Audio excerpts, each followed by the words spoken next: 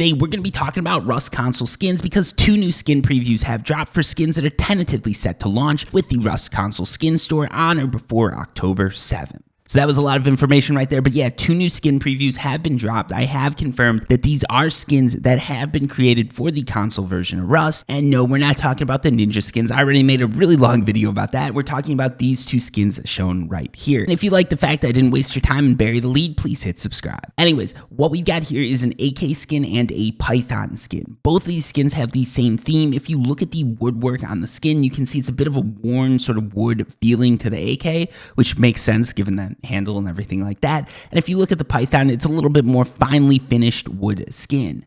The main thing that I pay attention to here is that metallic bodywork. If you look at that, it's a very sort of antiquated feeling. It has a nice sort of, in my opinion, medieval or Western feel to it.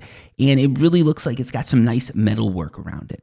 Looking at this, we can sort of pull a few things. My guess is that the main focus of this skin pack, because we know one thing, right? All these skins are likely going to be released in packs. This is not going to be like the Rust version on PC where you get skin drops every week and the skins, like, you've got to sort of buy skins as you go to put together a whole like set.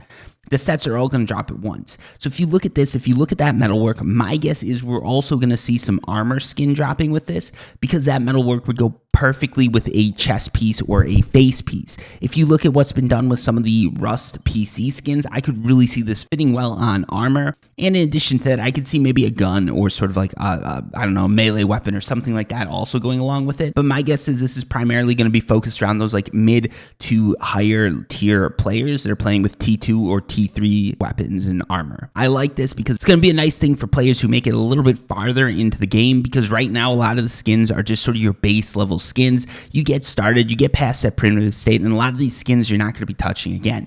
There are a few that are the exception to this rule. Obviously, there's an AK skin, but there's not a ton of skins for sort of your late game gear, whereas you've got a bunch of skins for sort of your base level clothing and things like a sleeping bag or a furnace. Now, those are going to be used at all times, but basically you're going to be seeing them less and less as you get farther and farther into the wipe, whereas something like these gun skins, you're going to be seeing more and more as you get farther into the wipe. So I can definitely see them hitting a really good sort of metric here, because a lot of players that are getting farther into the wipe and are looking for more skins as they progress and skins that they can use as they can progress are going to really like this, especially if they give it with a sort of metal or sort of some sort of armor skinning to it as well. And I'm thinking medieval or Western themed. Let me know down below in the comments what you think about these skins and whether or not you think I'm right about the theme, because we really don't know anything outside of this, but we do know that skins are going to be dropped in packs, so it's likely that we're going to see other skins that use the same sort of design pattern. And in addition to that, we know that these are likely all going to be dropped on October 7th.